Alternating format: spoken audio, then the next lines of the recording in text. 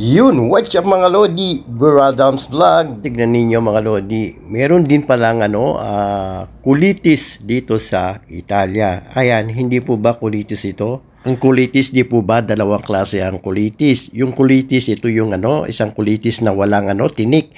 Yung isang kulitis ay meron siyang tinik pero mas masarap yata yung kulitis na meron tinik. Di po ba? Naalala ko tuloy mga Lodi nung nasa Pilipinas pa ako. At pag ganitong tagulan na ay pumupunta kami sa tubuhan. Ay kumukuha kami ng mga saluyot, kulitis at mga kabute. Ayan, kung napanood ninyo yung isang video ko, nagluto rin kasi ako ng saluyot. Meron din kasing saluyot dito sa Italia, kompleto, di ba? At masarap dito sa kulitis ay sasahugan ng sardinas. Wow, yummy!